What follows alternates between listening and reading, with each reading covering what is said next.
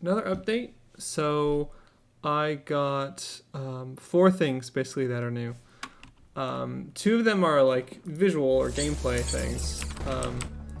You'll see the health pips in the top left are like icons.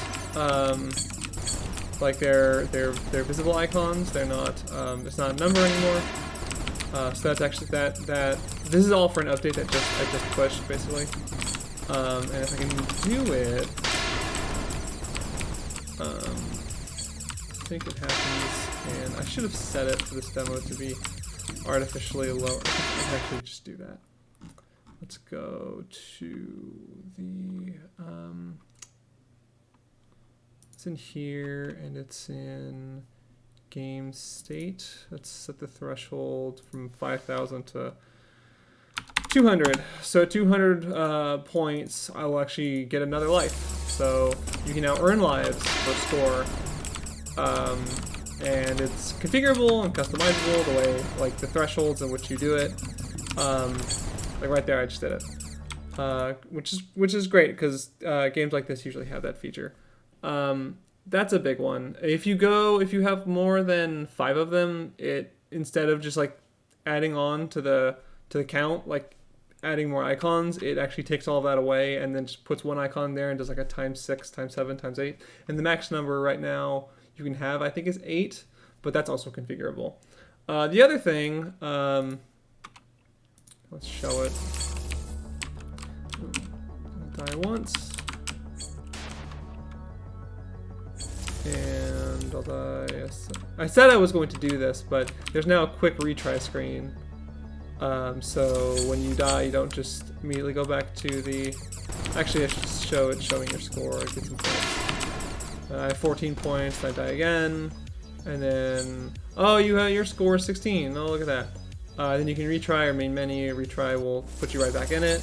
And main menu will obviously throw you back to the main menu.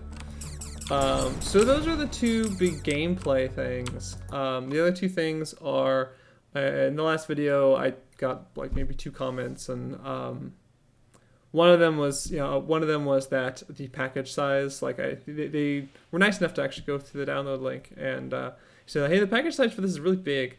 It's like 400 meg, and I was like, you know what? Actually, that's pretty big. Let's see if I can do anything to optimize that. So I have, and package size has gone from like 400, I think unzipped it was like 450.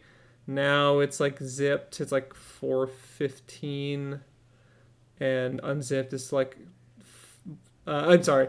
zipped it's like 115, and then unzipped it's like 130, like 130 to 150, I think it's 150. So that's a pretty big savings. That's, zipped, that's almost a fourth of the size. That's pretty big. Hopefully that helps deter people who were just bouncing off because they saw the download was too big.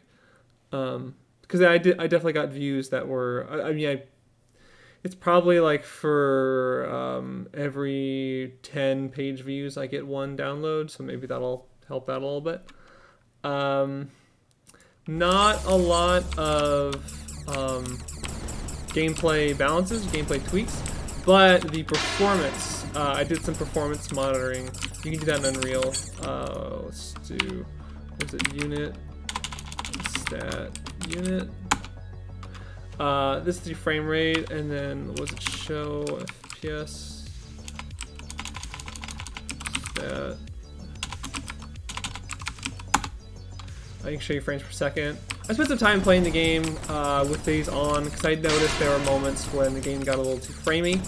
I changed it so it used to be that the game would lock at 60 because when the game was not, there was no enemies on the screen or nothing happening, it would, play at 200 frames per second or something and just like waste cycles. So I capped it to 60 before, and now instead of doing that, I have VSync enabled. So the screen won't tear. And you get a nice smooth frame rate. I think it looks a lot better now. And then just code-wise, I went in and did things like go into actors' tick functions and take out sections where where I might have been doing a lot of casting or been like querying into the world to like get the player object or something like that over and over and over again every single frame. And so making optimizations like that, I think, has like made the performance significantly better. I'm pooling a little smarter. Some of the objects I wasn't pooling before, I am now. So overall, like, it's not gameplay wise particularly different of a build, but like it seems like a quality of life thing that I wanted to get out. So that's up now. I just put it out, and then that's gonna go along with this development log. And that's about it as far as updates. Sorry, it's nothing more substantial, but I think it's gonna help make the game seem just a little more appealing to people who just wander onto the page, which is most people at this point.